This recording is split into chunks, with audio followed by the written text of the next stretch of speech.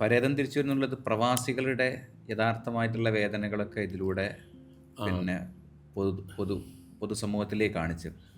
അതുപോലെ തന്നെയുള്ളതാണ് കുടുംബ ബന്ധങ്ങളിലുള്ള ഇണക്കങ്ങളെയും പിണക്കങ്ങളെയും പ്രയാസങ്ങളെയൊക്കെ കാണിച്ചിട്ടുള്ള ഫിലിമുകൾ. ഇതിൻ്റെയൊക്കെ ഒരു റിസൾട്ട് എങ്ങനെ നിങ്ങൾ മനസ്സിലാക്കുന്നത്? റിസൾട്ട് പറഞ്ഞാൽ ഇത് വ്യത്യസ്ത രീതിയിൽ ഒരുപാട് കുടുംബങ്ങളിൽ ഭയങ്കര സ്വാധീനം ചെലുത്തിയിട്ടുണ്ട്. മാറ്റങ്ങൾ പിന്നെ പെർമനൻ്റ് ആയിട്ട് വന്നിട്ടുണ്ടോ താൽക്കാലികമാണോ അതൊന്നും എനിക്ക് അറിഞ്ഞൂടാ. പിന്നെ ആ സമയത്ത് നമ്മളോട് വിളിച്ച് പറയുന്ന സംഗതികളുണ്ടായിട്ടുണ്ട്. ഇപ്പോൾ നമ്മൾ ഓലപ്പുരക്കന്തിന് ഇരുമ്പോൾ അതിൽ നിന്ന് വന്നപ്പോൾ എന്നോട് ഒരാൾ വിളിച്ച് പറഞ്ഞിരുന്നു, എൻ്റെ ഭാര്യ എൻ്റെ ഉമ്മനെ തീരെ നോക്കാറൊന്നുമില്ല, നിങ്ങളെ ഈ ഫിലിം കണ്ടതിന് ശേഷം ഭാര്യ ഭയങ്കരമായിട്ട് ഉമ്മനെ കെയർ ചെയ്യുന്നു പറഞ്ഞു. പക്ഷെ ഇപ്പോൾ കെയർ ചെയ്യുന്നുണ്ടോ എനിക്ക് അറിഞ്ഞൂടാ, അന്നത്തെ വികാരത്തിൽ വന്നതാണ് പറഞ്ഞത്. ഇതുപോലുള്ള കുറേ സംഗതി. ഇപ്പോൾ ആണായിട്ടൊരു അയൽവാസി എന്ന് പറഞ്ഞത് ആൺകുട്ടികൾ മാത്രമുള്ള ഒരു ഫാമിലി, പെൺകുട്ടികൾ മാത്രമുള്ള ഒരു ഫാമിലി, രണ്ട് ഫാമിലിൻ്റെ കഥ. അപ്പോൾ ഈ പെൺകുട്ടികൾ മാത്രം പ്രസവിച്ച ഒരു ആള്, ഒരു കച്ചവടക്കാരൻ ഒരിക്കലും എന്നോട്, ഞാൻ റോഡിലൂടെ പോകുമ്പോൾ ഇറങ്ങി വന്നിട്ട് എന്നോട് പറഞ്ഞു, ഒരു കാര്യം പറയട്ടെ, എനിക്ക് 4 പെൺകുട്ടികളുണ്ടായിരുന്നത്, 5ാമത്തത് ഇത് പ്രഗ്നൻ്റ് ആകുമ്പോൾ എൻ്റെ വൈഫിനോട് പറഞ്ഞിരുന്നു, ഇത് പെൺകുട്ടിയാണ്, ഞാൻ ഡൈവോഴ്സ് ചെയ്യുമെന്ന് പറഞ്ഞത്. പക്ഷേ നിങ്ങളെ ഫിലിം പിന്നെ കണ്ടു, അപ്പോഴേ എനിക്ക് മനസ്സിലായത് ആൺകുട്ടിയും പെൺകുട്ടിയും ഒക്കെ ആണ് അതിൻ്റെ ഉത്തരവാദി ഞാൻ തന്നെയാണെന്നുള്ളത്. ദൈവത്തിൻ്റെ നിയമമാണെങ്കിലും ശാസ്ത്രീയമായിട്ട് അതിന് നമ്മളൊരു ഇതുണ്ട്, നമ്മളെ XY ക്രോമസോമും കിടക്കുന്നത് ഉള്ള ഒരു വിഷയം ഉണ്ടല്ലോ, അത് നമ്മൾ കൃത്യമായിട്ട് ആ ഫിലിമിൽ പറഞ്ഞിട്ടുണ്ട്. അപ്പോൾ അയാൾ പറയുകയാണ്, എനിക്ക് 5ാമത്തെ പ്രസവിച്ചു, അതും പെൺകുട്ടിയാണ്, പക്ഷെ എനിക്ക് എൻ്റെ വൈഫിനോട് അതുവരെ ഉണ്ടായിരുന്നു ഒരു വെറുപ്പുണ്ടായിരുന്നു, ഇല്ലാതായിപ്പോയി നിങ്ങളിത് ചെയ്തിട്ട്.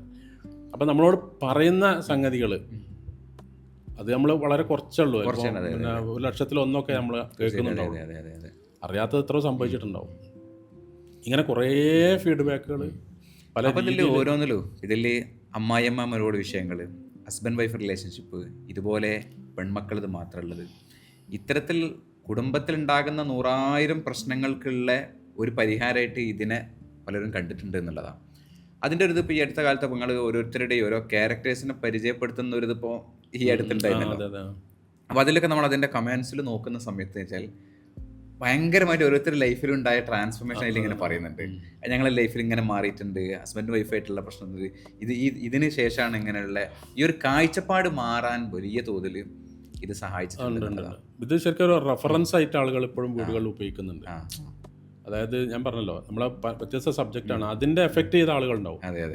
അവർ ഈ സാധനം വാങ്ങിയിട്ട് വീട്ടിൽ കൊണ്ടുപോയി പ്രദർശിപ്പിക്കുന്നു. പിന്നെ ഇപ്പം അമ്മായിമ്മ മരുമക്കൾ പോലുള്ള സംഗതി, പെണ്ണൊരും പട്ടാൾ എന്ന് പറയുമ്പോൾ നമ്മുടെ ഫിലിം വളരെ പിന്നെ എന്താ പറയുക, ഭയങ്കരമായിട്ട് പ്രതിഫലിച്ച ഒരു സംഗതിയാണ് ഫാമിലിയിൽ. ഇന്നും ശരിക്ക് ഇപ്പം നമ്മൾ പഴയ സാധനങ്ങൾ 25 വർഷം മുമ്പുള്ള സാധനമൊക്കെ ഇപ്പോഴും മുറിച്ചിട്ട് ഞാൻ ഇടുന്നുണ്ട് ഇൻസ്റ്റാഗ്രാമിൽ, ഫേസ്ബുക്കിൽ, യൂട്യൂബിലൊക്കെ. ഇപ്പോഴും എന്താണ് ചിലപ്പോൾ മില്യൺസ് വ്യൂവേഴ്സിന് വരുന്ന എന്താ കാരണം, അതേ സംഭവം ഇപ്പോഴും റെലവൻ്റ് ആണെന്നുള്ളതാണ്. മുമ്പുള്ള ഈ അമ്മായിയമ്മ മരുമകൾ വിഷയങ്ങളൊക്കെ ഇപ്പോഴും പല രൂപത്തിലും കുടുംബങ്ങളിൽ നടക്കുന്നില്ലേ? ഇപ്പോഴും ഉണ്ട്. നമ്മളതിൻ്റെ ഒരു എന്താ പറയുക, ഒരു പിന്നെ ഒരു രൂപം മാറിയിട്ടുണ്ട്. അതിൻ്റെ പിന്നെ ബേസ് മാറിയിട്ടില്ല. അതിൽ ചിലപ്പോൾ അമ്മായിയമ്മ മരുമോളായിട്ടുണ്ടെങ്കിലും ഈ മരുമോൾ അനുഭവിച്ചിട്ടുള്ളത് ഇപ്പോഴും എന്ത് ചെയ്യാണ്, പുതിയ ആളുകൾക്ക് കൊടുക്കുന്നൊരു സിസ്റ്റം. അല്ലെങ്കിലും ശരിക്ക് മാറ്റങ്ങൾ എന്ന് പറഞ്ഞാൽ എന്താണ്, ഈ പിന്നെ ഫിസിക്കലായിട്ടുള്ള മാറ്റമല്ലേ വന്നിട്ടുള്ളൂ, ഭൗതികമായിട്ട് ഉള്ള മാറ്റമല്ലേ വന്നിട്ടുള്ളൂ. ശരിക്ക് മാനസികമായിട്ട് ഇപ്പോഴും അത് ഉള്ളിൽ, മാനസികമായിട്ട് ആർക്കെങ്കിലും എന്തെങ്കിലും മാറ്റം വരുന്നുണ്ടോ? ഇല്ല, ഒന്നുമില്ല. വെറുതെ ഇതാണ്. ഇപ്പോൾ കല്യാണങ്ങളൊക്കെ ഇപ്പോൾ ആർഭാടങ്ങളായിട്ട് നടത്തി, അല്ലെ, എന്താണ് ബ്രൈഡ് ടു ബി പിന്നെ വലിയ പിരമിഡ് പോലെ മിഠായികളൊക്കെ ഉണ്ടായി കൊടുത്ത് ഇങ്ങനൊക്കെ കല്യാണം കഴിച്ചിട്ടും ഇവരനുഭവിക്കുന്ന വൈകാരികമായ അവസ്ഥ എന്താ? ഇയാൾക്ക് വീട്ടിൽ കയറി വരുമ്പോൾ സമാധാനം കിട്ടുന്നുണ്ടോ? അവൾക്ക് ഇയാളെ കൊണ്ട് സമാധാനം കിട്ടുന്നുണ്ടോ? എല്ലാവരും തേടുന്ന സംഗതി പോയിന്റ് അതല്ലേ? തീർച്ചയായിട്ടും. അപ്പോൾ ഇതിനൊരു കാലത്ത് മാറ്റമൊന്നുമില്ല. കാരണം ഇതൊരു പിന്നെ മനുഷ്യന്റെ ഒരു ജൈവപരമായ ഒരു സ്ട്രക്ചറാണ്. അപ്പോൾ അതിനെ നമ്മൾ കാലം മാറി ഇപ്പം അങ്ങനെയാണ് ഇങ്ങനെയാണെന്ന് കാര്യമില്ല. ഇപ്പോൾ വേണ്ട, നമ്മൾ കാലം മാറി കുറേ ഫുഡൊക്കെ കഴിക്കില്ലേ, വെറൈറ്റി ഫുഡ് കഴിക്കില്ലേ, ഇത് വയറിലെത്തിയിട്ട് എന്താണ് വയറ് എങ്ങനെ പ്രതികരിക്കുന്നത്? അപ്പോൾ കുറേ കാലം മാറിയാണ്, അതുകൊണ്ട് ഇനിയിപ്പോൾ ഞാൻ ഇങ്ങനെ പ്രതികരിക്കുക അതൊന്നുമില്ലല്ലോ. വയറിന് ഇപ്പോഴും പണ്ട് ദൈവം സൃഷ്ടിച്ച ഒരു സിസ്റ്റം ഉണ്ട്. ആ സിസ്റ്റത്തിന് ഓപ്പോസിറ്റ് ആയിട്ട് വയറിൽ എന്ത് തിന്നാലും കാലം മാറിയൊന്നും വയറ് വെക്കുന്നില്ല. അതുകൊണ്ട് തന്നെ ഇപ്പോൾ പിള്ളേരൊക്കെ പലപ്പോഴും ഹോസ്പിറ്റലിലേക്ക് ഇങ്ങനെ പോയിക്കൊണ്ടിരിക്കുകയല്ലേ. ഇതിൽ നിങ്ങൾ നേരത്തെ പറഞ്ഞൊരു പോയിന്റ്, അപ്പോൾ ലക്ഷങ്ങൾ മുടക്കിയിട്ടുള്ള കല്യാണങ്ങളൊക്കെ നടത്തും. എന്നാൽ കല്യാണത്തിന് മുമ്പേ ഉള്ള ഒരു പ്രിപ്പറേഷൻ എന്നുള്ളത് പലപ്പോഴും നടക്കുന്നില്ല. ഇപ്പം ഇതിൽ 2 കുടുംബ സാഹചര്യങ്ങളിലാണ് ഹസ്ബൻഡും വൈഫും 2 കുടുംബ സാഹചര്യത്തിൽ 2 പാരൻസിൻ്റെ ഇടയിൽ വളർന്നിട്ടുള്ള 2 തരത്തിലുള്ള സ്വഭാവവും പെരുമാറ്റമുള്ള 2 ആളുകൾ ഒന്നിക്കുന്ന ഈ വിവാഹം എന്ന് പറയുന്ന ഈ ഒരു പ്രോസസ്സിന് പ്രത്യേകിച്ച് പ്രിപ്പറേഷൻ ഒന്നും ഇപ്പോഴും സംഭവിക്കുന്നില്ല എന്നുള്ളതാണ് അല്ലേ? ഇത് പ്രിപ്പയർ ചെയ്ത് കാര്യമില്ല. കാരണം എന്താ വെച്ചാൽ ഇത് പിന്നെ ഈ ഗൾഫ് പോകണമായിട്ട് തന്നെ കല്യാണം. ഗൾഫിലേക്ക് പോയ ആളുകൾ പറയില്ല. ഇപ്പം നമ്മളെ ജ്യേഷ്ഠൻ ഗൾഫിലില്ല, ഞാൻ പിന്നെ പറയില്ല എനിക്കൊരു വിസ അയച്ചുണ്ടാ ഞാൻ വരികയാണ്, ദയവ് ചെയ്ത് ഇങ്ങോട്ട് വരല്ലേ, എന്തെങ്കിലും ജോലിയുടെ നാട്ടിൽ തന്നെ നിൽക്കുകയല്ലേ. അപ്പോൾ നമ്മളെന്താ പറയുക, ഈ ഇപ്പോൾ പോയിട്ട് വലിയ സെറ്റപ്പായിട്ട് തോന്നല്ലേ, എന്നാൽ വിവാഹം ഞാൻ കൊണ്ടുപോയി കഴിഞ്ഞാലോ അപ്പോൾ അവന് തോന്നുകയാണെങ്കിൽ വരണ്ടില്ലേ. അതെ അതെ, ഇതന്നെയാണ് ഈ വിളഞ്ഞില് കുട്ടി ഈച്ച പോലെ. അത് 2 ഇപ്പൊ പ്രവാസത്തിനും അതുപോലെ തന്നെ കല്യാണത്തിനും 2 പറയലുണ്ടല്ലോ. കല്യാണം കഴിക്കണോ അങ്ങനെ, ഈ കല്യാണം കഴിക്കണ്ടെന്ന് പറഞ്ഞിട്ട് കാര്യമല്ല. അതെ അതെ അതെ, ഇത് ഭയങ്കര ടേസ്റ്റ് ഉള്ളതാണ് എന്നുള്ളതാണ്.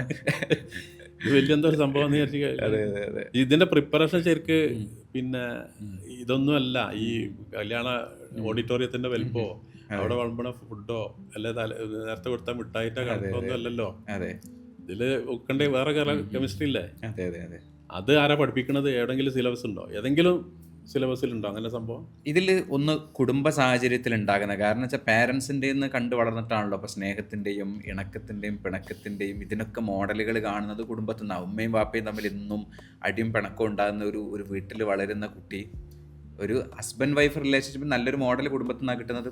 ഇതിങ്ങനെ ചെയിനായിട്ട് ഇങ്ങനെ പോയിക്കൊണ്ടിരിക്കുകയാണല്ലോ ഇപ്പോഴുള്ള തലമുറ. അങ്ങനെ തന്നെ അതിലൊരു വിഷയമുണ്ട്. ഈ മോഡൽ എന്ന് പറഞ്ഞാല് ഇപ്പം നല്ല മോഡലിൽ വളർന്ന പുതിയാപ്പിള നല്ല മോഡൽ കുടുംബത്തിൽ നിന്ന് വന്നായിരിക്കും. അതെ അതെ അതെ, ആപ്പയമ്മയും വളരെ മോഡൽ ഫാമിലി നിന്നായിരിക്കും പുതിയാപ്പിള വന്നത്.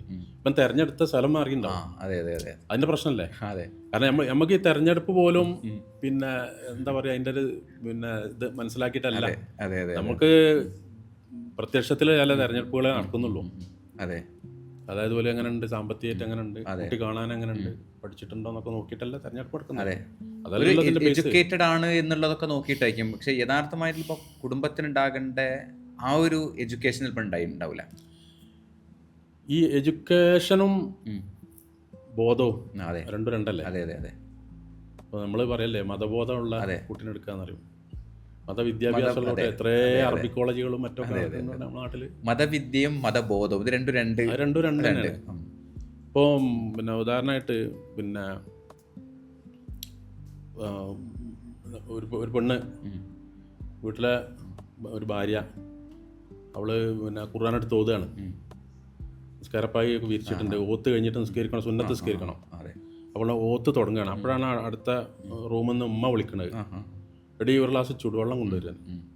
അപ്പോൾ അവിടെ നിൽക്കി, ഞാൻ കൊണ്ടുതരാം, ഇത് ഞാൻ ഓതിക്കൊണ്ടിരിക്കുകയാണ്, അത് ഓത്ത് കഴിഞ്ഞിട്ട് കൊണ്ടുതരാം എന്ന് പറഞ്ഞാൽ അതോളം വിദ്യാഭ്യാസമാണ്. അതെ അതെ അതെ, അവിടെ കാണിച്ചിട്ടുള്ള മത വിദ്യാഭ്യാസമാണ് കാണിച്ചത്. അത്ര ഒക്കെ ഓതാനും അറിയാം, ഖുർആന്റെ മഹത്വം അറിയാം, കഴിഞ്ഞ് സുന്നത്ത് നിസ്കരിക്കേണ്ടി അറിയാം, അങ്ങനെ കുറേ കാര്യങ്ങളൊക്കെ ഒക്കെ അറിയാം. പക്ഷെ ബോധം ഉണ്ടായാൽ അപ്പം ഖുർആൻ അവിടെ അടച്ചു വെച്ചിട്ട് അവൾ ഓടിപ്പോയിട്ട് ആ ചുടുവെള്ളം അവിടെ തിരിച്ചിട്ടുണ്ടാവും. അതാണ് ബോധം.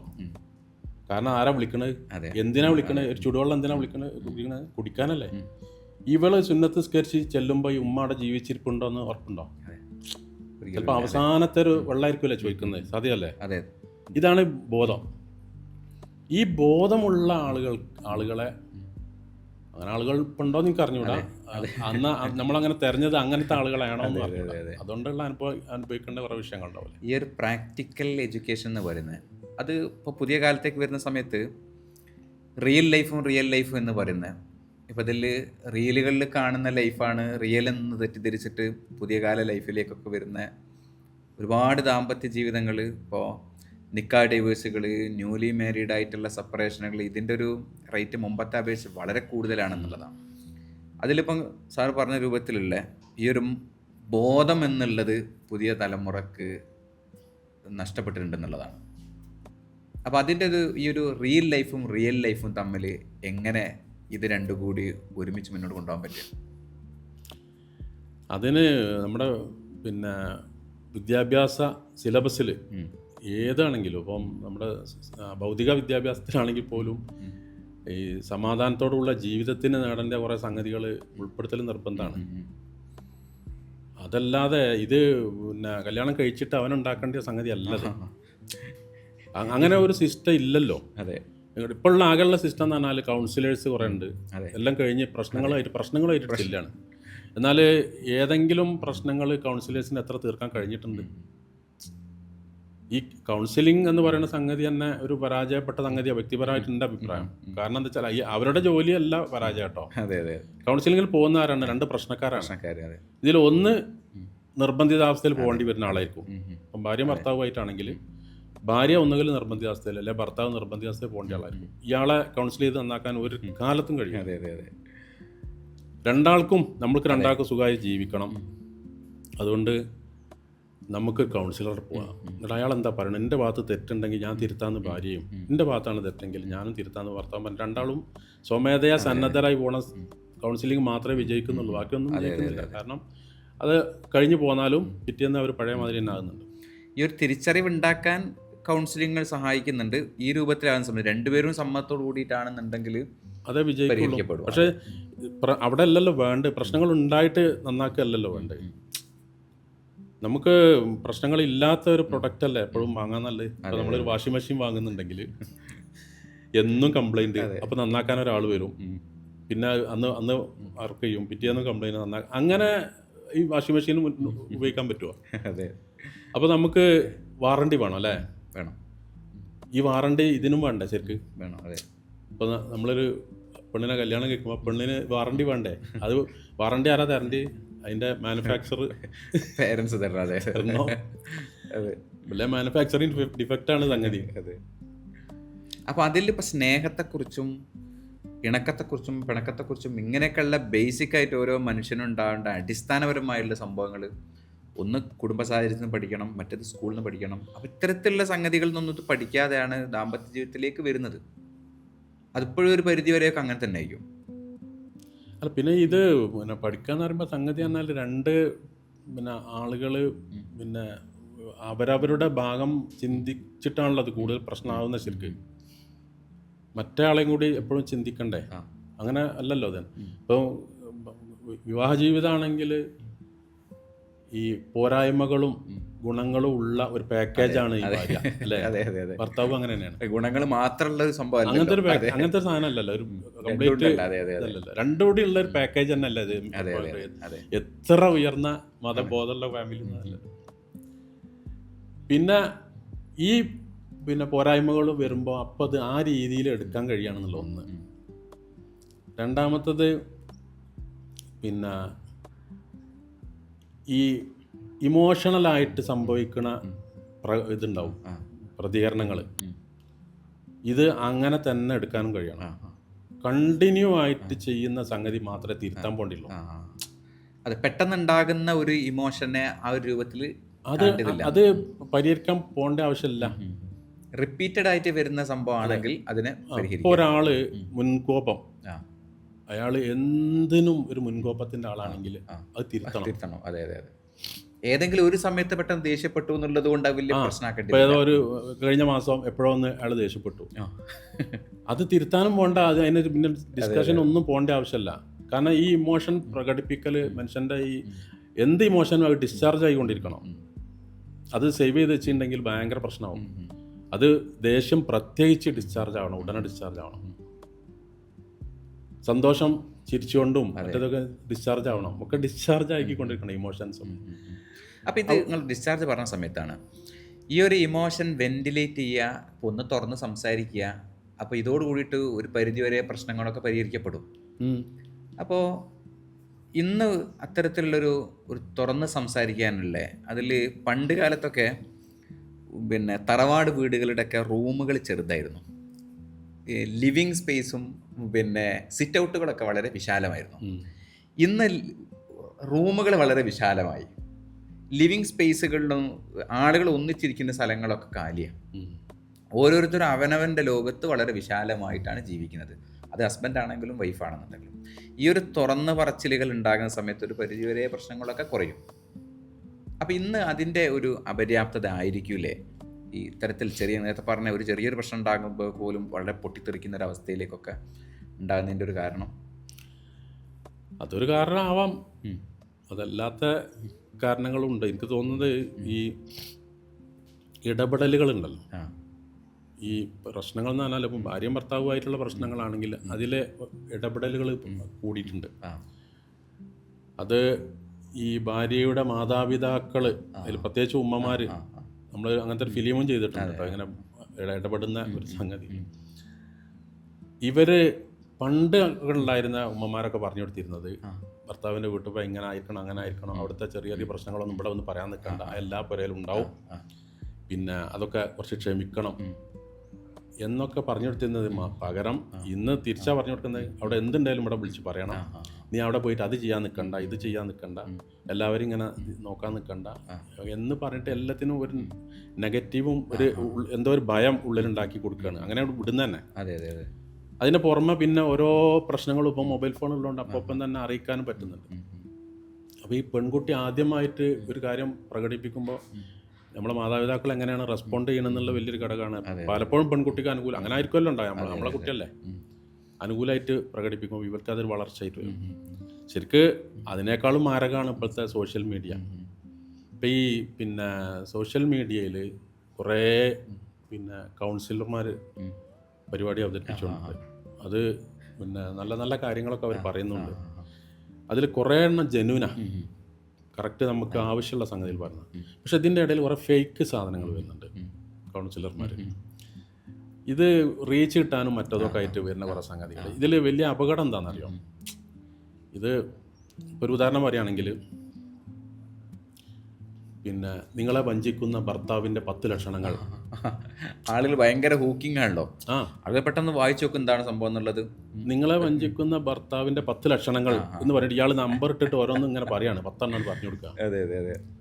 ഇതിൽ ഒരു 5 എണ്ണോ 6 എണ്ണോ ലോകത്തുള്ള എല്ലാ ഭർത്താക്കന്മാർക്കും ഉണ്ടാവും. അതെ അതെ അതെ, മനസ്സിലായില്ല? അതെ അതെ അതെ. പിന്നെ ഇത് വെച്ചിട്ടാണ് ഭർത്താവിനെ നോക്കുന്നത്. അപ്പൊ ഇത് ഇവള് ഇത് വെച്ചിട്ട് നോക്കാം, അപ്പൊ ഇതിന്റെ ഭർത്താവിന് ഇതുണ്ടല്ലോ, ഇത് എല്ലാവർക്കും ഭർത്താവിനും ഉണ്ടാവും ഈ പറഞ്ഞ 5-6 ഗുണങ്ങൾ. അതെ. ഈ ദ്രോഹം ചെയ്ത ഈ ഇവനെ റീച്ച് കൂട്ടിയ സംഗതി, അവൻ ജെന്യൂനല്ലോ, ഫേക്കാ. ശരി, ഇങ്ങനെ റീച്ച് കൂട്ടാൻ വേണ്ടി ഇങ്ങനത്തെ ഓരോ വിഷയം എടുത്തിട്ടാണ്. ഇത് വിശ്വസിക്കാതിരിക്കാൻ ഉള്ള ഒരു എഡ്യൂക്കേഷൻ ഉണ്ടല്ലോ.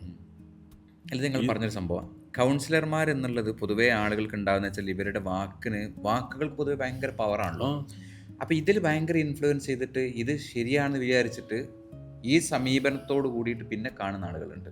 ഇത് സംഭവം തന്നെ ഇത് ഭാര്യയിലും ഉണ്ടാവും. ഭാര്യയുടെ അഞ്ച് സ്വഭാവ ഗുണങ്ങൾ പറഞ്ഞിട്ടില്ല, ഇത് 2 പേർക്കും ഉണ്ടാവും, എല്ലാവർക്കും ഉണ്ടാവും. കോമൺ ആയിട്ടുള്ള കുറെ മൈനസ് പോയിന്റ് എല്ലാവർക്കും ജനറലാ, നമ്മൾ മനസ്സിലാക്കണം.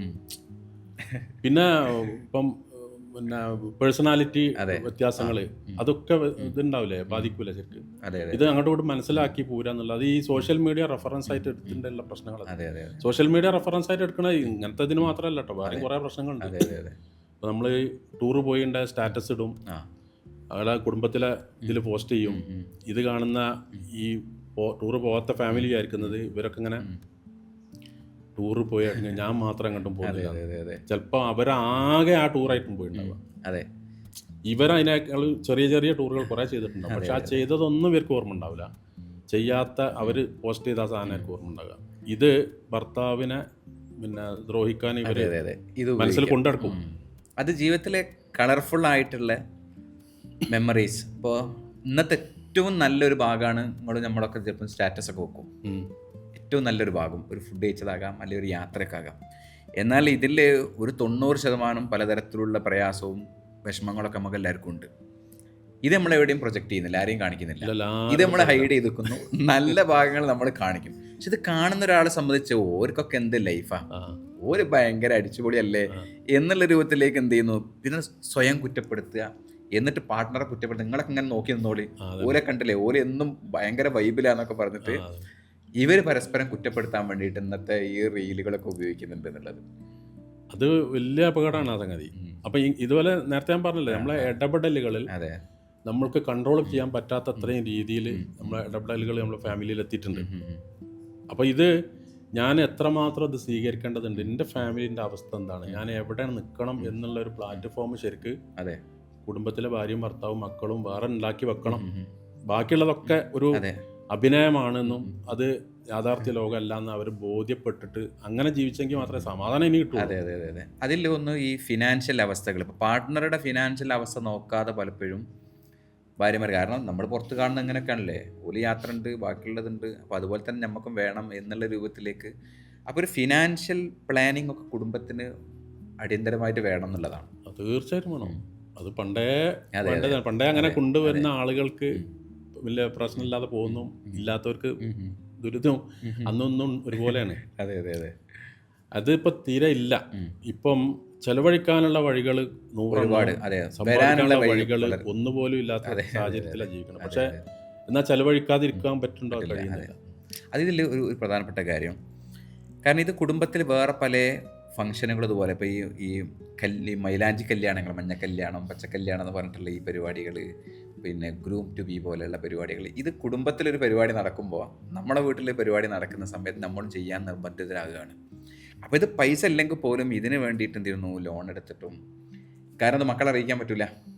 അപ്പോൾ ഈ രൂപത്തിലേക്ക് മക്കളുടെ മനസ്സിലും ഇത് വലിയ തോതിൽ സ്വാധീനിക്കുന്നുണ്ടെന്നുള്ളതാണ്. അതിനൊക്കെ ഏത് രൂപത്തിലാണ് ഒരു അതിന് വേഗം നാട് വിട്ട് പോവുക, കല്യാണമൊക്കെ വല്ലാതെ ഏൽപ്പിച്ച് പോവുക, മുങ്ങാന്നല്ലാതെ വേറെ വഴിയുണ്ട് എനിക്ക് തോന്നുന്നില്ല. പൈസക്കാർ ചെയ്യുന്നതൊക്കെ നമ്മൾ ചെയ്യാന്നുള്ള രീതിയിലേക്ക് വന്നില്ല. അപ്പോൾ വലിയൊരു എല്ലാവരും അനുഭവിക്കുന്ന പ്രശ്നമാണിത്. ഇതിന് പരിഹാരം എന്താന്ന് വെച്ചാൽ അവനവൻ തന്നെ സംവിധാനം ഉണ്ടാക്കുക എന്നുള്ളതാണ്. അപ്പോൾ ഇതിൽ ഇപ്പം മക്കൾ, നമ്മളുടെ ഒരു ഫിനാൻഷ്യൽ അവസ്ഥയും നമ്മുടെ കുടുംബ സാഹചര്യവും ഇതൊക്കെ മക്കൾക്ക് മനസ്സിലാക്കി കൊടുക്കുക എന്നുള്ളത് തന്നെയാണല്ലോ അല്ലേ. ഇപ്പോൾ യാത്രകളൊക്കെ ചെയ്യുന്ന സമയത്ത് ഇപ്പോൾ ചിലപ്പോൾ കോഴിക്കോട് ബസ് സ്റ്റാൻഡിലൊക്കെ പോയാൽ നമുക്ക് കാണാൻ പറ്റും, റെയിൽവേയിലൊക്കെ ഒരു നേരം ഉറങ്ങാൻ ഇടമില്ലാത്ത ആളുകളുണ്ട്. വൈകുന്നേരം ആകുന്ന സമയത്ത് ഇവരൊക്കെ ഇങ്ങനെ സ്ഥലം അന്വേഷിച്ചുകൊണ്ടിരിക്കുക ഉറങ്ങാൻ. ഇന്നലെ ഉറങ്ങിയ സ്ഥലത്ത് നിന്ന് പുതിയ ആൾ വന്നിട്ടുണ്ട്. അല്ലെ ഒരു നേരം ഭക്ഷണം കഴിക്കാൻ പറ്റാത്ത ആളുകൾ, ഇപ്പോൾ ഒരു നേരം നന്നായിട്ട് ഭക്ഷണം കഴിക്കുക, ഒരു ബിരിയാണി കഴിക്കുക എന്നുള്ള ഒരു സ്വപ്നമായിട്ട് ജീവിക്കുന്ന ആളുകളുണ്ട്. ഇന്നിപ്പം നമുക്കുള്ളൊരു ജോലി ഇത് പലരുടെയും സ്വപ്നമാണ്. ഈ ഒരു റിയാലിറ്റിയും നമ്മുടെ സന്തോഷങ്ങളും നമ്മുടെ സൗഭാഗ്യങ്ങളും ഇത് മനസ്സിലാക്കാതെ പുറത്തേക്ക് ഇങ്ങനെ നോക്കിക്കൊണ്ടിരിക്കുക. അല്ലെങ്കിൽ ഓർമ്മ വന്നൊരു ഒരു ഒരു സ്റ്റോറി, ഒരിക്കലും രസികനായിട്ടുള്ള മുല്ലൻ്റെ വീടിൻ്റെ ചാവി നഷ്ടപ്പെട്ടു പോയി. അങ്ങനെ സന്ധ്യാസമയത്ത് ഇദ്ദേഹം വീടിൻ്റെ കുറച്ച് അകലെയുള്ള ഒരു സ്ട്രീറ്റ് ലൈറ്റിന് ചുറ്റിൽ നിന്നിട്ട് അന്വേഷിച്ചാൽ തെരയാം.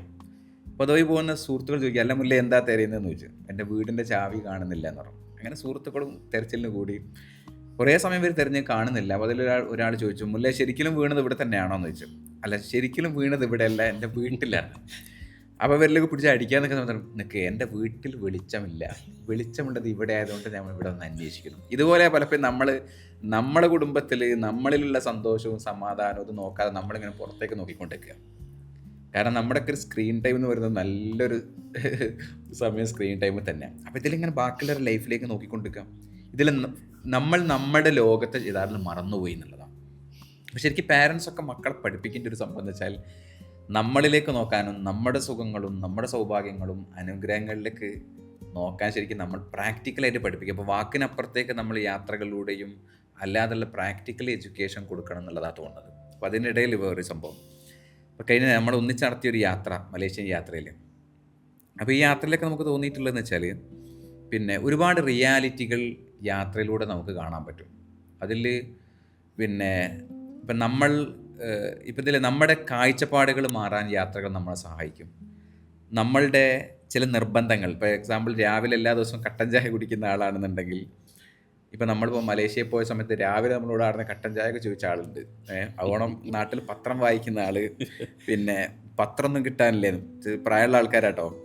അപ്പം നമ്മുടെ നാട്ടിലുള്ള പത്രവും നമ്മുടെ വീട്ടിൽ നിന്ന് കുടിച്ചിരുന്ന കട്ടൻ ചായ ഒന്നും കിട്ടാതെക്കുന്ന സമയത്തുള്ള ഒരു അസ്വസ്ഥത.